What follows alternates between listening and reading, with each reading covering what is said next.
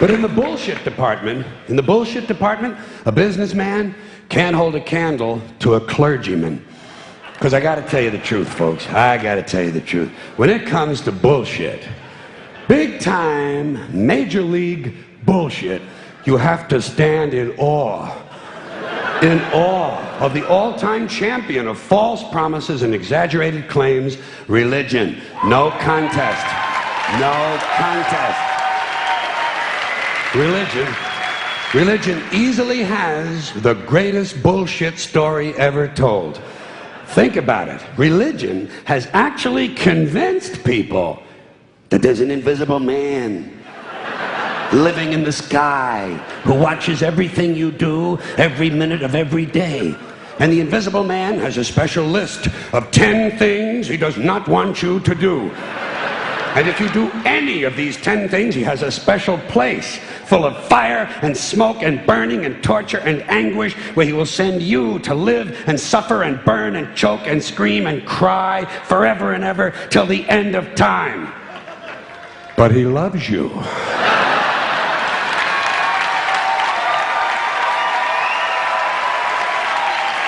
He loves you. He loves you and he needs money. He always needs money. He's all powerful, all perfect, all knowing, and all wise. Somehow, just can't handle money. Religion takes in billions of dollars. They pay no taxes, and they always need a little more. Now, you talk about a good bullshit story. Holy shit.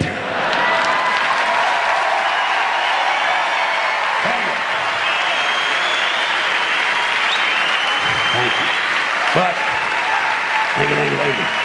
thank you very much. But I want you to know something. This is sincere. I want you to know, when it comes to believing in God, I really tried. I really tried. I tried to believe that there is a God who created each of us in his own image and likeness, loves us very much, and keeps a close eye on things.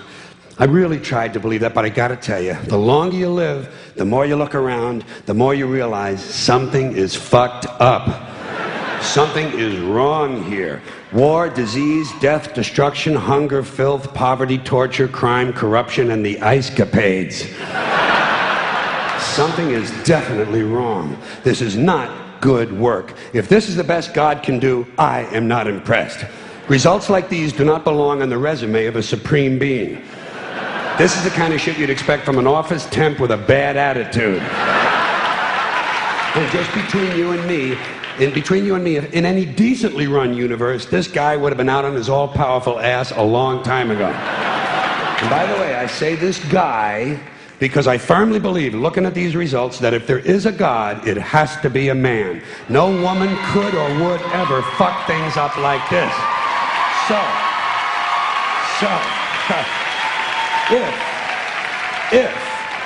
If there is a God, if there is, I think most reasonable people might agree that he's at least incompetent and maybe, just maybe, doesn't give a shit.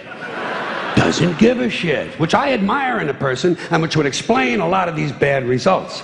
So rather than be just another mindless religious robot, mindlessly and aimlessly and blindly believing that all of this is in the hands of some spooky, incompetent father figure who doesn't give a shit, I decided to look around for something else to worship, something I could really count on. And immediately, I thought of the sun. Happened like that. Overnight, I became a sun worshiper. Well, not overnight, you can't see the sun at night.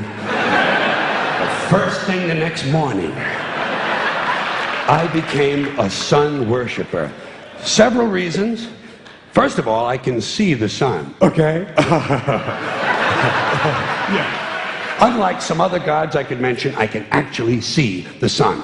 I'm big on that. If I can see something, I don't know, kind of helps the credibility along, you know? So every day I can see the sun as it gives me everything I need: heat, light, food, flowers in the park, reflections on the lake, an occasional skin cancer, but hey, at least there are no crucifixions, and we're not setting people on fire simply because they don't agree with us. Sun worship is fairly simple. There's no mystery, no miracles, no pageantry, no one asks for money, there are no songs to learn, and we don't have a special building where we all gather once a week to compare clothing. And the best thing about the sun, it never tells me I'm unworthy. Doesn't tell me I'm a bad person who needs to be saved. Hasn't said an unkind word. Treats me fine. So I worship the sun. But I don't pray to the sun. Know why? I wouldn't presume on our friendship. It's not polite. I've often thought people treat God rather rudely, don't you? Asking trillions and trillions of prayers every day, asking and pleading and begging for favors. Do this, give me that, I need a new car, I want a better job. And most of this praying takes place on Sunday, his day off. It's not nice, and it's no way to treat a friend. But people do pray, and they pray for a lot of different things. You know, your sister needs an operation on her crotch. Your brother was arrested for defecating in a mall. But most of all, you'd really like to fuck that hot little redhead down at the convenience store. You know, the one with the eye patch and the club foot, huh? Can you pray for that? I think you'd have to. And I say, fine, pray for anything you want. Pray for anything. But what about the divine plan? Remember that? The divine plan. Long time ago, God made a divine plan. Gave it a lot of thought, decided it was a good plan, put it into practice. And for billions and billions of years, the divine plan has been doing just fine. Now you come along and pray for something. Well, suppose the thing you want isn't in God's divine plan. What do you want him to do? Change his plan? Just for you? Doesn't it seem a little arrogant? It's a divine plan. What's the use of being God if every rundown schmuck with a $2 prayer book can come along and fuck up your plan?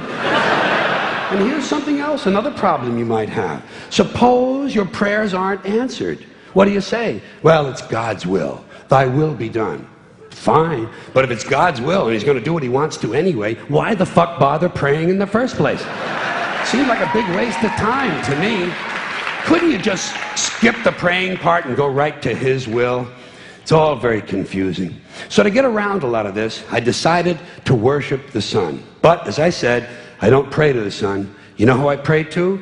Joe Pesci. Joe Pesci. Joe Pesci. 2 reasons. First of all, I think he's a good actor, okay? To me, that counts. Second, he looks like a guy who can get things done. Joe Pesci doesn't fuck around. Doesn't fuck around. In fact, Joe Pesci came through on a couple of things that God was having trouble with. For years, I asked God to do something about my noisy neighbor with the barking dog. Joe Pesci straightened that cocksucker out with 1 visit.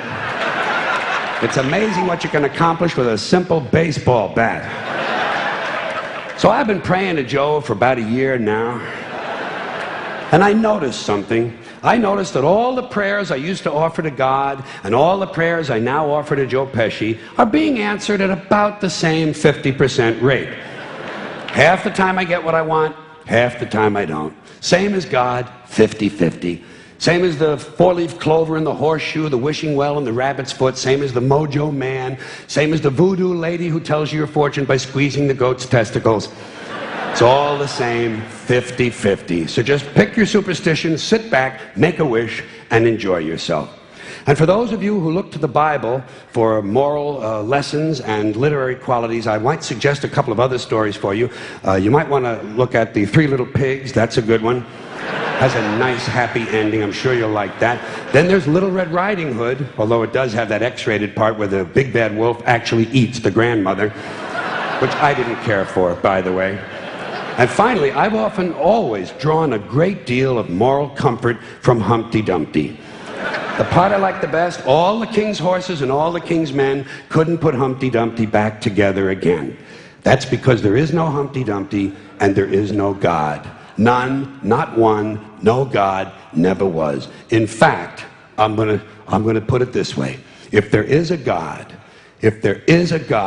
may he strike this audience dead. See, nothing happened. Nothing happened. Everybody's okay. All right? Tell you what.